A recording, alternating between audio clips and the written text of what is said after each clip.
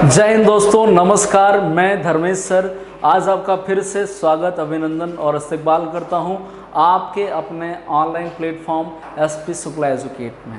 जैसा कि मैं आपको इंग्लिश लैंग्वेज के कुछ बेसिक्स की बात कर रहा था, आज की क्लास में जो आज की क्लास है इसमें हम लोग सेंटेंस के बारे में पढ़ेंगे। इसको पढ़ने से पहले हम लोग ये जान लें कि सेंटेंस क्या होता है, सेंटेंस किसे कहा जाता है। तो आपने सीखा, आपको टीचर जी ने एकेडमिक एजुकेशन में सिखाया, a word are a group of words which makes complete sense is called sentence. Definition रटने से कुछ नहीं होगा, आपको टीचर जी रटाते हैं एक शब्द या शब्दों का ऐसा समूह जिसका कुछ सार्थक अर्थ होता है, वो क्या कहलाता है, सेंटेंस कहलाता है। ये बात आपको टीचर जी बेसिक एजुकेशन में सिखाते हैं। लेकिन आज जो मैं बात आपसे करूँगा वो बिल्कुल कॉम्पिटिटिव एग्जाम के पॉइंट ऑफ व्यू से हम लोग बात करेंगे और आपको कुछ भी रटने की जरूरत नहीं होगी। सिर्फ और सिर्फ आपको क्या करना है, आपको क्लास में बने रहना है, कुछ भी रटने की जरूरत नहीं होगी। देखिए, मैं आपसे बात करूं सेंटेंस की, तो सेंटेंस बनने के लिए दो बातें आपको कंपलसरी याद रखना है। ये शायद मैं आपको पहले भी बता चुका हूं। तो सेंटेंस बनने के लिए दो बातें कंपलसरी हैं। कौन कौन सी? सेंटेंस में कम से कम एक सब्जेक्ट होना चाहिए। कितना होना चाहिए? कम से कम एक सब्जेक्ट होना चाहिए, एक से अधिक भी हो सकता है, और कम से कम एक वर्ब होनी चाहिए। यानी वाक्य जब आपका बनता है तो वाक्य बनने के लिए दो बातें कंपलसरी होती हैं, जरूरी होती हैं। कौन कौन सी बातें? कम से कम एक सब्जेक्ट होता है। सब्जेक्ट को हिंदी में क्या कहते हैं, बोल के बताइए जरा। आपको पता है सब्जेक्ट को कर्ता कहा जाता है, या सब्जेक्ट का ही दूसरा नाम इंग्लिश में क्या होता है, डूअर होता है, या सब्जेक्ट को ही क्या कहा जाता है, डूअर कहा जाता है। डू का मतलब करना और डूअर का मतलब करने वाला। या सब्जेक्ट को ही किसी बुक में लिखा हुआ मिल सकता है। सब्जेक्ट को ही इंग्लिश में क्या कहा जाता है, एजेंट भी कहा जाता है। याद रखिएगा, सब्जेक्ट लिखा हो, डूअर लिखा हो या एजेंट लिखा हो तो वो सेम वर्ड होगा आपके। तो सेंटेंस बनने के लिए कौन कौन सी बातें जरूरी हैं, फिर से बोलिएगा, बोल के बताइए। कम से कम एक सब्जेक्ट होना चाहिए, और क्या होना चाहिए, कम से कम एक वर्ब होना चाहिए। आपको पता कि वर्ब क्या होती है? वर्ब का मतलब क्या होता है, क्रिया होती है। आपको पता है क्रिया का मतलब मैंने आपको बताया हुआ है, पार्ट्स ऑफ स्पीच के वीडियो में आप लोग देख लीजिएगा, बहुत अच्छे से समझ में आ जाएगा। ठीक है, तो सब्जेक्ट, सेंटेंस बनने के लिए दो बातें जरूरी, कौन कौन सी बोलिएगा भैया? कम से कम एक सब्जेक्ट होना चाहिए, कम से कम एक वर्ब होना चाहिए। एक एग्जांपल के साथ, बहुत टाइम नहीं वेस्ट करूंगा, आगे बढ़ेंगे हम लोग। देखिएगा, सेंटेंस मैंने लिखा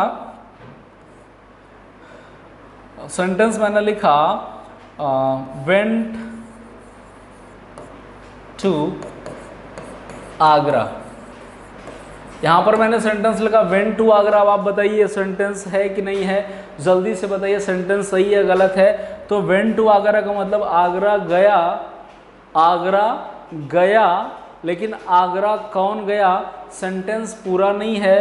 क्यों सेंटेंस पूरा नहीं है? क्योंकि सर यहाँ पर सब्जेक्ट नहीं है। अगर यहाँ पर मैं लिख दूं राम वेंट टू आगरा, राम आगरा गए, तो यहाँ पर देखिए राम जो है ये सब्जेक्ट है, और जाना क्या है आपका, जाना आपकी वर्ब है। तो बस आपको एक बात चेक कर लेना है, सेंटेंस बनने के लिए दो बातें कंपलसरी, कौन कौन सी, फिर से बोल के बताइएगा। कम से कम एक सब्जेक्ट और कम से कम एक वर्ब होनी चाहिए। अगर सेंटेंस ऐसा लिखा रहे, सेंटेंस लिखा था संता इन दिल्ली, ऐसा लिखा हुआ संता इन दिल्ली, तो आप ये बताइए संता दिल्ली में ऐसा लिखा हुआ है, तो क्या ये सेंटेंस पूरा है या सेंटेंस सही है? सोच के बताइए, जल्दी बताइएगा, क्या सेंटेंस पूरा है? जल्दी से सोच के बताइए भैया, संता इन दिल्ली सेंटेंस पूरा है? नहीं पूरा है। क्यों? क्योंकि आप देख रहे हैं संता सब्जेक्ट तो है, लेकिन दिल्ली यहाँ पर क्या है, दिल्ली के बारे में बात करें, दिल्ली नाउन है, इन आपका प्रीपोजिशन है, मैंने आपको बताया था। लेकिन यहाँ पर बात करें तो वर्ब नहीं दी गई है, और जब वर्ब नहीं दिया रहेगा तो सेंटेंस पूरा नहीं होगा। तो यहाँ पर आपको होना चाहिए संता टीच इन दिल्ली या संता लिव्स इन दिल्ली, कुछ भी। यानी कि यहाँ पर क्या होना चाहिए, कम से कम एक वर्ब होनी चाहिए, और जब एक वर्ब हो जाएगी तो निश्चित तौर से यह सेंटेंस पूरा हो जाएगा। तो दो बातें मैंने आपको सिखाई, सेंटेंस बनने के लिए सब्जेक्ट और वर्ब आपके होना चाहिए। तो ये बात आपको समझ में आ गई। आगे मैं आपको बताऊं काइंड्स ऑफ सेंटेंस से भी आपके एग्जाम में क्वेश्चंस पूछे जाते हैं। एक बात यहाँ पर और भी समझ लीजिएगा, एक वर्ड आपके आता है प्रेडिकेट, जल्दी से इसे स्क्रीनशॉट ले लीजिएगा। एक शब्द आपके क्या आता है, प्रेडिकेट। आइए जरा सा प्रेडिकेट को डिस्कस करते हैं। प्रेडिकेट क्या होता है जल्दी से समझेंगे, बहुत ही आसान टर्म है।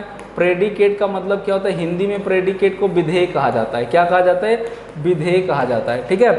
तो एक बात इतनी याद रखना, सब्जेक्ट के अलावा जो भी बातें सेंटेंस में दी गई होती हैं वो सभी क्या होती हैं, प्रेडिकेट होती हैं।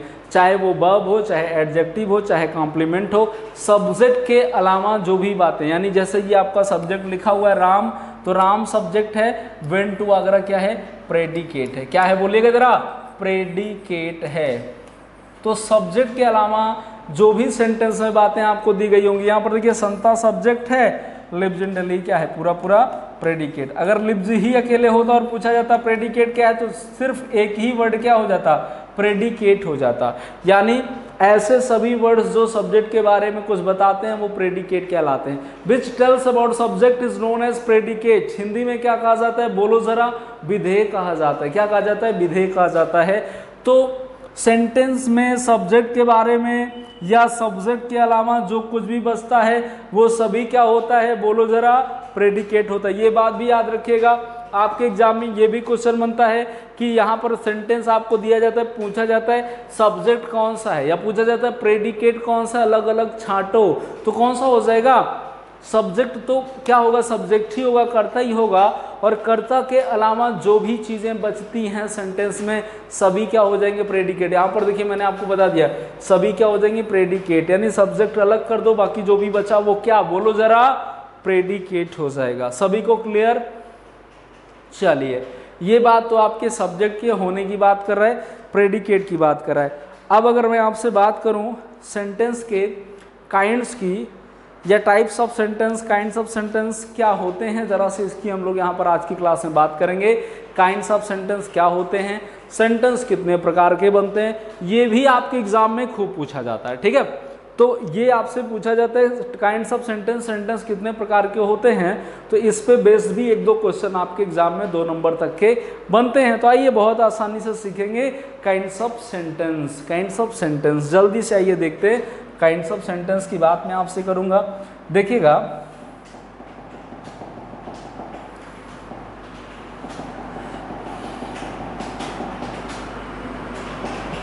देखिए सेंटेंस को दो कैटेगरी में हम लोग डिवाइड करके पढ़ते हैं। एक तो अकॉर्डिंग टू स्ट्रक्चर, स्ट्रक्चर के अकॉर्डिंग सेंटेंस आपके समझिएगा। सेंटेंस दो टाइप से, दो कैटेगरी से हम लोग इसके काइंड्स पढ़ते हैं, ठीक है। सेंटेंस देखिए, अगर हम लोग बात करें अकॉर्डिंग टू स्ट्रक्चर, यहाँ पर देखिएगा स्ट्रक्चर, स्ट्रक्चर का मतलब क्या होता है, संरचना। क्या होता है, संरचना। पहले हम लोग पढ़ लेते हैं क्या, पर्पज, पर्पज या सेंस भी कह सकते हैं, है ना। पर्पज, पर्पज के अकॉर्डिंग सेंटेंस 5 प्रकार के। कितने प्रकार के बोलिएगा जरा। According to purpose there are 5 type of sentences. आइए जरा नाम जान लेते हैं फिर आगे बढ़ेंगे। पहला आपके हो जाएगा असर्टिव, असर्टिव। दूसरा आपका हो जाएगा इंट्रोगेटिव, इंट्रोगेटिव। तीसरा आपके हो जाएगा ऑप्टेटिव। चौथा आपका हो जाएगा इम्परेटिव। क्या हो जाएगा, इम्परेटिव। और 5वां सेंटेंस आपके हो जाएगा एक्सक्लेमेटरी। कौन सा सेंटेंस हो जाएगा, बोलिए जरा जल्दी से। एक्सक्लेमेटरी। अकॉर्डिंग टू, किसके according, according to purpose there are 5 type of sentences. Purpose के अकॉर्डिंग कौन कितने टाइप के सेंटेंस हो जाएंगे, 5 प्रकार के सेंटेंस हो जाएंगे। असर्टिव, और कौन सा, इंट्रोगेटिव। तीसरा कौन सा, ऑप्टेटिव। चौथा कौन सा, इंट्रोगेटिव। 5वां कौन सा, एक्सक्लेमेटरी। और अकॉर्डिंग टू, किसके according, according to structure, structure के अकॉर्डिंग सेंटेंस 4 प्रकार के बनते हैं। स्ट्रक्चर का मतलब क्या होता है, संरचना, स्ट्रक्चर के अकॉर्डिंग यानी संरचना के अकॉर्डिंग, संरचना अकॉर्डिंग टू स्ट्रक्चर, संरचना के अकॉर्डिंग कितने प्रकार का सेंटेंस होते हैं बताइएगा जरा। स्ट्रक्चर, स्ट्रक्चर यानी क्या, संरचना के अकॉर्डिंग सेंटेंस 4 प्रकार के। कौन कौन से, जल्दी से नाम जान लेते हैं, आगे बढ़ेंगे। कौन कौन सा, सिंपल सेंटेंस, कौन सा सिंपल सेंटेंस, दूसरा कौन सा compound sentence, simple compound sentence, तीसरा कौन सा कॉम्प्लेक्स सेंटेंस, कॉम्प्लेक्स सेंटेंस, चौथा कौन सा आपके हो जाएगा, चौथा आपका मिक्स्ड, कौन सा मिक्स सेंटेंस। देखिए सेंटेंस को 2 कैटेगरी से हम लोग डिवाइड करके पढ़ते हैं। कौन कौन सा, एक तो आपके अकॉर्डिंग टू पर्पज हो जाएगा। अकॉर्डिंग टू पर्पज 5 प्रकार के सेंटेंस पढ़ेंगे हम लोग, assertive, interrogative, optative, imperative, exclamative. Assertive का मतलब होता है कथन सूचक, है ना, निश्चयात्मक वाक्य या साधारण वाक्य भी बोल सकते हैं। इंट्रोगेटिव का मतलब क्या होता है, प्रश्नवाचक। ऑप्टेटिव का मतलब क्या होता है, इच्छा सूचक। और इम्परेटिव का मतलब आज्ञा सूचक, प्रार्थना सूचक या सलाह सूचक। और एक्सक्लेमेटरी का मतलब क्या होता है, विस्मयादिबोधक। यहाँ पर आइएगा, देखेंगे हम लोग स्ट्रक्चर के अकॉर्डिंग सिंपल, जिसे साधारण वाक्य भी कहते हैं। कंपाउंड सेंटेंस, कंपाउंड का मतलब क्या होता है, मिश्रित वाक्य। और इसका क्या हो जाएगा, मिश्र वाक्य। और इसका, तो ये आपके यहाँ पर 4 प्रकार के और ये 5 प्रकार के, सबको कैटेगरी वाइज आइए हम लोग सीखेंगे। बहुत आसानी से देखिएगा काइंड्स ऑफ सेंटेंस हम लोग सीख पाएंगे। तो सबसे पहले काइंड का सेंटेंस हम लोग असर्टिव और डिक्लेरेटिव सेंटेंस की बात करें। किसकी बात करेंगे, असर्टिव और डिक्लेरेटिव सेंटेंस की बात की जाएगी। देखिएगा जरा, चलिए हम लोग बात करेंगे kinds of sentence according to purpose. आइए, बहुत आसानी से सीख पाओगे आप, बहुत ही इजी है काइंड्स ऑफ सेंटेंस। बस कॉन्संट्रेट रहिएगा, क्लास में बने रहिएगा, स्पीड एक्यूरेसी दोनों भी मेंटेन रखेंगे। काइंड्स ऑफ सेंटेंस किसके according, sentence according to purpose, purpose के अकॉर्डिंग सेंटेंस आइए हम लोग सीखेंगे।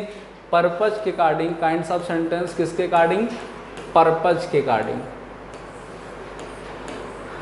पर्पज के अकॉर्डिंग मैंने आपको 5 प्रकार का सेंटेंस बताया। कौन कौन से, पहला वाला ये हम लोग समझते हैं क्या होता है। पहला जो आपके हो जाएगा, इसका नाम है एजर्टिव। देखिए डेफिनेशन मत रटिएगा मेरे प्यारे दोस्तों, एजर्टिव और डिक्लेरेटिव, डिक्लेरेटिव सेंटेंस, एजर्टिव और डिक्लेरेटिव सेंटेंस। आइएगा समझेंगे क्या सेंस होता है इसका। हिंदी में इसे क्या कहा जाता है, बोलिएगा, नाम याद रखिएगा। हिंदी में क्या कहा जाता है, साधारण वाक्य। क्या कहा जाता है, फिर से बोलिएगा, साधारण वाक्य या कथन सूचक वाक्य। देखिएगा, ऐसा sentence, the sentence which expresses, the sentence which expresses statement is known as assertive और डिक्लेरेटिव सेंटेंस। ऐसा सेंटेंस जो किसी कथन को व्यक्त करता है वो आपके क्या कहलाता है, वो असर्टिव और डिक्लेरेटिव सेंटेंस कहलाता है।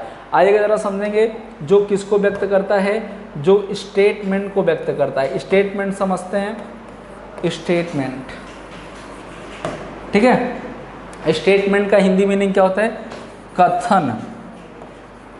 कथन को और इजी लेवल में हिंदी में बोलें तो क्या, कहना। यानी किसका कथन है, तुम मुझे खून दो मैं तुम्हें आज़ादी दूंगा, बोलते नहीं, किसका कथन है, किसने कहा था, है ना। तो देखिएगा, कथन का मतलब क्या होता है, कहना। इंग्लिश में क्या कहते हैं, स्टेटमेंट। ऐसा सेंटेंस जिसमें कोई स्टेटमेंट दिया जाता है वो क्या होता है, वो असर्टिव और डिक्लेरेटिव सेंटेंस कहलाता है। आइए और भी इससे मैं आपको स्पेसिफाइड करके बताता हूँ कैसे इसे आप लोग समझोगे। देखिएगा, ये स्टेटमेंट कथन की बात कर रहे हैं। अब यहाँ पर जरा देखिएगा, अब मैं इसको सेंस के अकॉर्डिंग आपको सिखाऊंगा। कभी भी जब भी आप इंग्लिश पढ़ रहे हो तो आपको रटने की कुछ भी ज़रूरत नहीं है, बस वर्ड से आपको क्या करना है, यहाँ पर सीखना है। तो देखिएगा, अजर्ड, आपको वर्ड क्या दिख रहा है, एजर्ड। और एजर्ड का हिंदी मीनिंग क्या होता है, निश्चित करना। क्या होता है, बोलो जरा, निश्चित करना। एजर्ड का हिंदी मीनिंग क्या होता है, बोलो जरा, मुंह से गुनगुना के बोलो मेरे प्यारे दोस्त, क्या होता है, निश्चित करना। और डिक्लेयर का हिंदी मीनिंग क्या होता है, घोषित करना। फिर से बोलो, घोषित करना। अब यहाँ पर देखो, बहुत इजीली आप सीख पाओगे अगर आपको वर्ड मीनिंग पता हो गया तो। एजर्ड का मतलब क्या होता है, निश्चित करना। और डिक्लेयर का मतलब क्या होता है, घोषित करना, ठीक है। तो ऐसा सेंटेंस, या अब हिंदी में समझिएगा, हिंदी में समझिएगा, रटने की जरूरत नहीं, डेफिनेशन रट के कुछ नहीं होने वाला है। ऐसा सेंटेंस जो कुछ क्या करता है, निश्चित करता है यानी एजर्ट करता है, या जो कुछ क्या करता है, डिक्लेयर करता है यानी कि क्या करता है, घोषित करता है। एजर्ट से बना है वर्ड एजर्टिव और डिक्लेयर से बना है वर्ड क्या, डिक्लरेटिव, ठीक है। तो ऐसा स्टेटमेंट या ऐसा कथन जो कुछ क्या करता है, निश्चित करता है, या जो कुछ क्या करता है, घोषित करता है, वो आपके क्या कहलाता है, असर्टिव और डिक्लरेटिव सेंटेंस कहलाता है। बोलिए जरा, रटने की जरूरत है क्या, बोल के बताओ जरा सा। रटने की कुछ भी जरूरत नहीं, बस कंसंट्रेशन मेंटेन रखना है आपको। जो कुछ निश्चित करता है या जो कुछ क्या करता है, घोषित करता है, वो क्या होता है, वो असर्टिव और डिक्लरेटिव सेंटेंस कहलाता है। आज ये रटने लिखने की जरूरत नहीं, बस एक पॉइंट याद रखना, जो कुछ निश्चित करता है यानी असर्ट करता है, या जो कुछ क्या करता है, घोषित करता है यानी कि डिक्लेयर करता है, क्या कहलाता है, बोल दो जरा प्यार से, असर्टिव और डिक्लरेटिव सेंटेंस कहलाता है, ठीक है। देखिएगा, एग्जाम्पल की बात मैं आपसे करूंगा, एग्जाम्पल की बात मैं आपसे करूंगा। जैसे मैंने कहा ही इज, बहुत इजी लेवल के एग्जाम्पल को मैं लेके आपको समझाऊंगा। He is an honest teacher, वह एक ईमानदार टीचर है। तो जल्दी से मुझे ये सोच के बताओ जरा, ये जल्दी से सोच के बताओ, ये जो सेंटेंस है वह एक ईमानदार शिक्षक है, यह जो सेंटेंस है क्या ये कोई बात निश्चित कर रहा है कि नहीं कर रहा है, बोलो जरा, कुछ बात घोषित कर रहा है कि नहीं कर रहा है। वह एक ईमानदार शिक्षक है, he is an honest teacher, ये कुछ निश्चित कर रहा है, बोलो। आप बोलोगे हाँ सर निश्चित कर रहे हैं, तो ये कैसा सेंटेंस है, असर्टिव और डिक्लरेटिव सेंटेंस है। जैसे मैंने लिखा संता वाज हिज फ्रेंड, संता उसका फ्रेंड था, बोलो जरा, संता उसका फ्रेंड था, कुछ निश्चित कर रहा है, कुछ घोषित कर रहा है कि नहीं कर रहा है, बोल के बताओ। संता उसका फ्रेंड था, कुछ निश्चित कर रहा है, घोषित कर रहा है कि नहीं कर रहा है, बताओ जरा।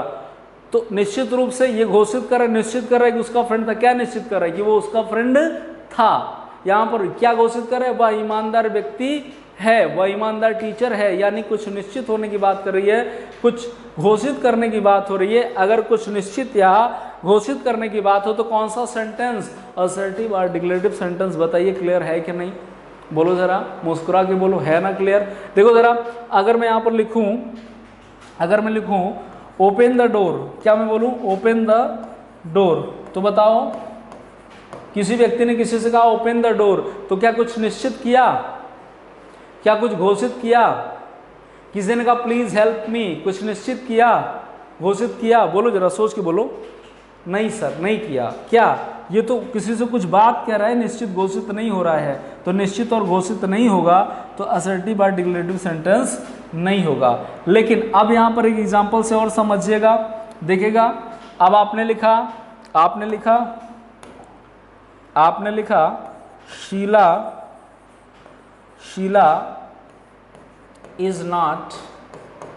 Sheila is not my cousin, Sheela मेरी कजिन नहीं है। किसी ने कहा कि शीला भैया कौन है, तो बोले Sheela is not my cousin, Sheela मेरी कजिन नहीं है। या किसी ने कहा I am not a teacher, मैं एक टीचर नहीं हूँ। या किसी ने कहा you are not my student, आप मेरे स्टूडेंट नहीं हो। तो बोलो जरा कुछ बात निश्चित हो रही है कि नहीं, बोल के जरा बताओ। Sheela is not my cousin, Sheela मेरी कजिन नहीं है, ये कुछ बात निश्चित करता है कि नहीं करता है, बोलो। हाँ, वो मेरी कजिन नहीं है, ये बात निश्चित होती है। और ऐसा सेंटेंस जिसमें कुछ निश्चित हो, जो कुछ घोषित करता हो, वो कैसा सेंटेंस, बोलो जरा, असर्टिव और डिक्लरेटिव सेंटेंस। अब जैसे मैं आपसे पूछ लूँ हु आर यू, आप कौन हो, तो बताओ ये कुछ निश्चित कर रहा है, बोलो। मैंने पूछा हु आर यू, आप कौन हो, तो ये कुछ निश्चित कर रहा है, नहीं कर रहा है। जब कुछ निश्चित या घोषित नहीं करेगा भैया, तो ये क्या हो जाएगा, तो ये असर्टिव डिक्लरेटिव सेंटेंस नहीं होगा। जरा ध्यान से समझिएगा, बहुत ही आसान है, देखिएगा।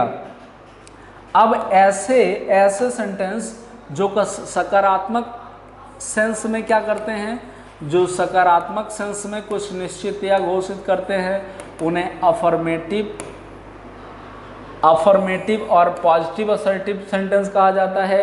और ऐसे सेंटेंस जो कुछ निगेटिव सेंस में कुछ निश्चित या घोषित करते हैं, ऐसे सेंटेंस आपके क्या कहलाते हैं, निगेटिव असर्टिव और डिक्लेरेटिव सेंटेंस होते हैं। कहने का सेंस ये कि असर्टिव और डिक्लेरेटिव सेंटेंस दो प्रकार के बन सकते हैं। उसकी कैटेगरी की बात करें, ए क्या हो जाएगा अफर्मेटिव सेंटेंस और बी क्या हो जाएगा निगेटिव सेंटेंस। यानी कि जब कोई सेंटेंस क्या करता है पॉजिटिव सेंस में यानी सकारात्मक सेंस में क्या करता है, किसी बात को निश्चित या घोषित करता है तो वो अफर्मेटिव असर्टिव सेंटेंस कहलाता है। या जब कोई सेंटेंस क्या करता है नेगेटिव सेंस में कोई किसी बात को निश्चित या घोषित करता है तो ऐसा जो सेंटेंस होता है वो क्या कहलाता है, नेगेटिव असर्टिव सेंटेंस कहलाता है। Is that clear? जल्दी से स्क्रीनशॉट ले लो, फिर आगे बढ़ते हैं हम लोग। जल्दी से आप स्क्रीनशॉट ले लो, आगे बढ़ेंगे। बहुत ही आसान टर्म है, बहुत इजीली आप सीख पाओगे, बस कंसंट्रेट रहिएगा। देखिए हो गया स्क्रीनशॉट, आगे बढ़ते हैं देखेंगे। निश्चित तौर पे अंग्रेजी आप सीख जाओगे। दूसरे टाइप की मैं आपसे बात करूं, दूसरे टाइप की मैं आपसे बात करता हूं, ठीक है।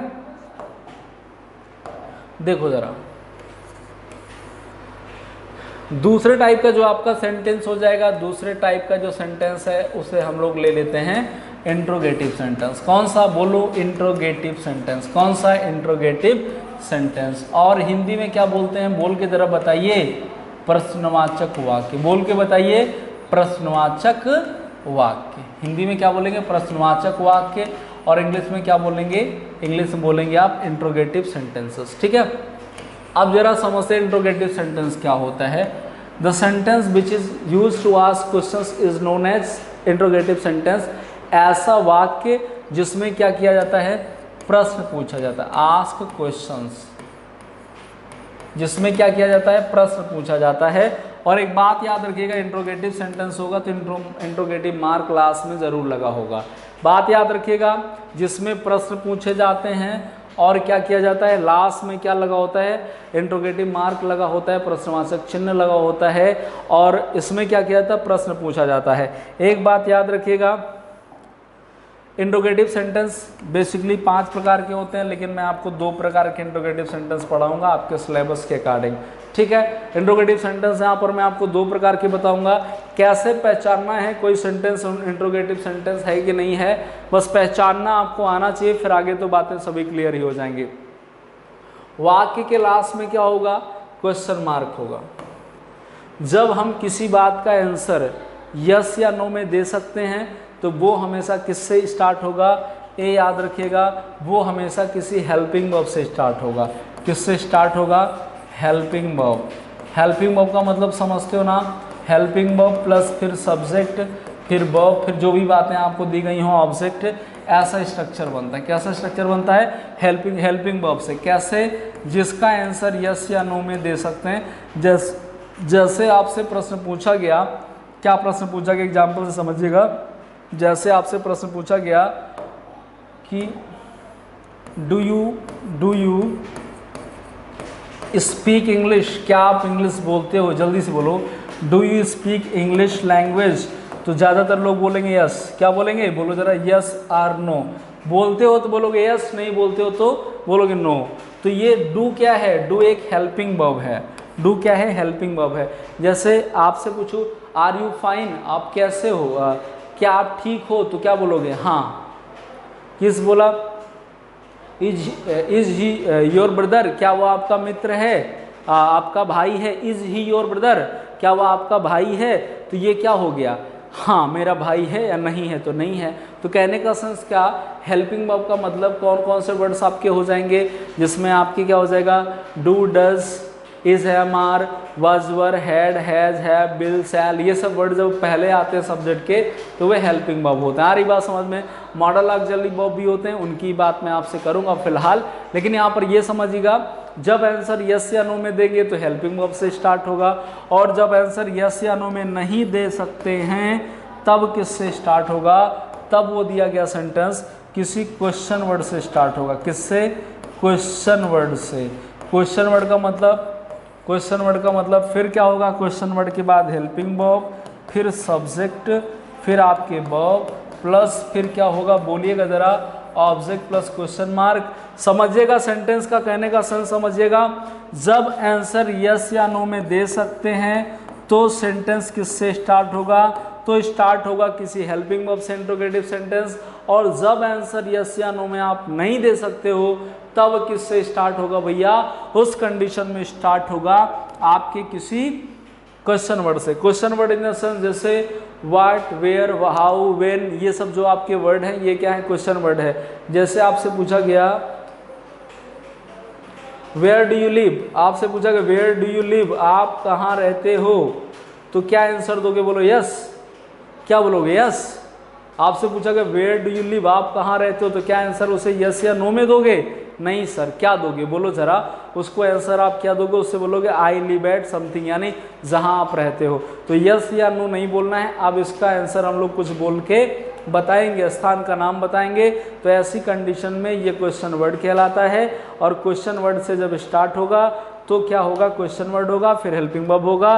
और एक बात जो सबसे खास है यहाँ पर इंट्रोगेटिव सेंटेंस को पहचानने की, वो आपकी क्या हो जाएगी? जो सबसे इंपॉर्टेंट बात है इंट्रोगेटिव सेंटेंस को पहचानने की, वो आपकी वो ये है कि लास्ट में क्वेश्चन मार्क आपके लगा होना चाहिए। जल्दी से स्क्रीनशॉट ले लो मेरे प्यारे दोस्तों, मेरे मित्रों, जल्दी से स्क्रीनशॉट ले लो आप। मैं आगे लेकर के आपको चलूँगा अगले काइंड के सेंटेंस में। जल्दी से मैं आपको लेकर के चलूँगा, आप लोग जल्दी से स्क्रीनशॉट ले लो। हो गया है? देखिए ये बेसिक के आपके बेसिक की क्लास है। 1 बाय 1 सारे रूल सारे टर्म्स आपको क्लियर होंगे। इसी तरीके से इजी लैंग्वेज में, इससे भी इजी लैंग्वेज में मैं आपको इंग्लिश को हिंदी से भी आसान करके सिखाऊंगा। ठीक है, जल्दी से स्क्रीनशॉट लो, आगे बढ़े। बोलो जरा, बोलो जरा। हाँ ओके, चलिए तीसरे टाइप के सेंटेंस की मैं आपसे बात करता हूँ। तीसरे टाइप का सेंटेंस मैं आपको सिखाऊंगा ऑप्टेटिव सेंटेंस। कौन सा? Optative sentence. चलो ऑप्टेटिव सेंटेंस।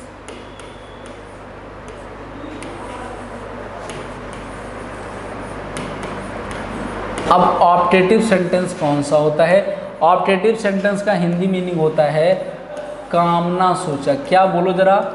कामना सूचक वाक्य।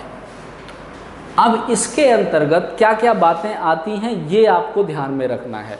कौन कौन सी बातें इसके अंतर्गत आती हैं ये बात आपको याद रखना है। जैसे जब किसी को क्या किया जाए, जब कहीं पर बात हो ब्लेसिंग्स की। किसकी बात हो? ब्लेसिंग्स। ब्लेसिंग्स का मतलब क्या होता है? आशीर्वाद की बात हो। ठीक है, ब्लेसिंग्स की बात हो। किसकी बात हो? आशीर्वाद की बात हो। किसकी बात हो? आशीर्वाद की बात हो। या किसकी बात हो? ब्लेसिंग्स की बात हो, या किसी विशेष की बात हो। किसकी?